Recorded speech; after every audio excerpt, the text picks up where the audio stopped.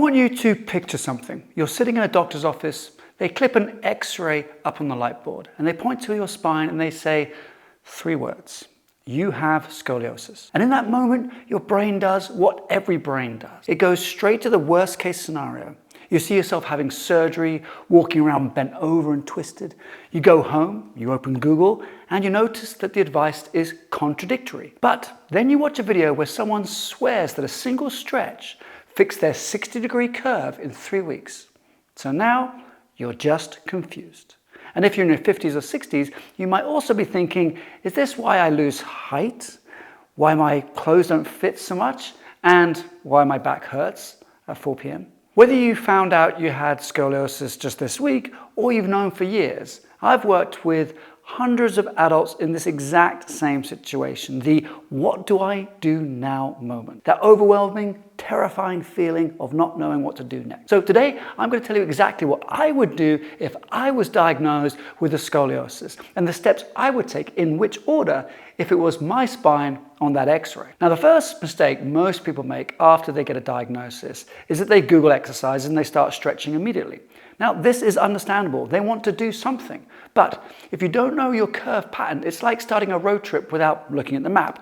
You might feel like you're moving forward, but you have no idea which direction you're headed. So with scoliosis, guessing can actually reinforce the compensation. So before you copy any random exercises off YouTube, there's 3 steps I would take. And here they are. Okay, step number 1, get a recent standing full spine X-ray. Now, some of you might not want an X-ray or don't have easy access to one. Yeah, I know from my British friends, the NHS can be slow, but I'm going to show you a way around that later. Now, ideally, you get a full spine X-ray while standing because gravity shows what is really going on with your body during the day. Now, with the X-ray, the doctor can then identify your Cobb angle, which is the degrees of curvature you actually have. This is important to know so that we can see whether your curve is progressing or getting slightly better over time. You're also going to find out where your curves are located, the direction of your curves. Now, if you can't get an X-ray, then you can actually do something called the Adams test. And I'm going to put a link to a video on how to do this in the description below. It's not as accurate as an X-ray because it can't really identify curves that are under 20 degrees, but it can help you work out where they are and also the rotation, something that X-rays can't do. But identifying your curve is only half of the problem. And this is where many people get stuck because not all scoliosis is the same. Which brings us to step 2, understanding your curve. A diagnosis of a right thoracic curve near your ribs is going to be different from a left lumbar curve in your lower back. A person with a curve that goes to the left would do different exercises from a curve that goes to the right. Simply put, the exercises that help one person might not be the right exercises for another. In order to choose the right exercises, you need to understand your specific curve. But that's not all. You also need to understand what is going on in the rest of your body. Which brings us to step 3, get a whole body assessment. Now this is because scoliosis doesn't only affect your spine, your entire body has to adapt to cope with the different forces created by the curvature in your spine. But also your spine has to adapt to the regular wear and tear in your body that's happened over the course of your entire life. So a good assessment looks like this. They're going to look at your posture, look at your breathing pattern, look at your rib cage position, look at your pelvis alignment and also assess the mobility of your major joints like your ankles, your knees, your hips and so on. And also it should look at any strength or muscle imbalances that you may have from side to side.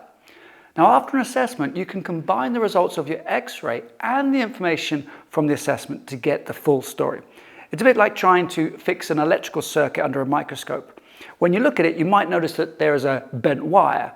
But it's only when you run electricity through it do you see how it actually behaves. So the same with the body. The X-ray tells us what's out of shape, but movement tells us how it works. All right, now you have a map. It's time to start choosing the right exercises, and this is where most people start making real progress. But a small caveat.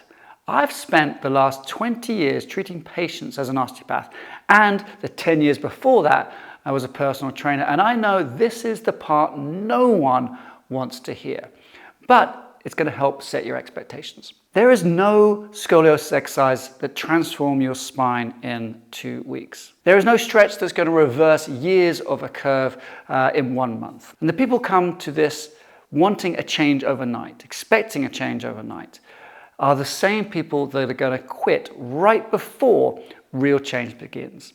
Because the frustrating truth is that your body moves slowly, especially when we're talking about an adult scoliosis. Because it's not just about what you see on the X-ray, it's about how your nervous system has adapted to your posture over time. Your brain has learned that the curve position is normal. Your muscles have adapted to keep you there. Your body is constantly trying to maintain that balance. And that's why people with scoliosis feel uncomfortable when they are placed in a more corrected position, even if that position looks straighter from the outside. Their body might interpret it as something unfamiliar. So meaningful progress requires changing the way your muscles move, improving the awareness you have, and teaching your body a new pattern, and that takes time. For example, one of my clients here, she worked with me for 12 sessions. Now, did we see a change in her posture during that time? Well, a tiny bit, yes. But our focus was actually on reducing her daily pain and getting her to learn the exercises. Then she went on her way. She incorporated what she'd learned into her everyday movement. 4 years later, she had another X-ray and her curve had reduced by 9 degrees. So that might not sound like very much, but in adults over 50, the spine tends to increase about 1 to 7 degrees a year, and it increases more if your curve is actually higher. So 9 degrees is a win. Add another 4 years of the same work and it might be down by 18 degrees. Now, consistency is the key. So what does a real scoliosis program actually look like? One that moves the needle. Well, it starts with what's specific to you. It should be built around your curve, your rotation, your mobility, the restrictions in your body, and any compensation patterns you have. Every exercise should have a purpose. Every position should be intentional. Just like we're here, it must prioritize consistency over intensity. And when we take a whole body approach, reducing that cob angle is not the only measure of success we're looking for.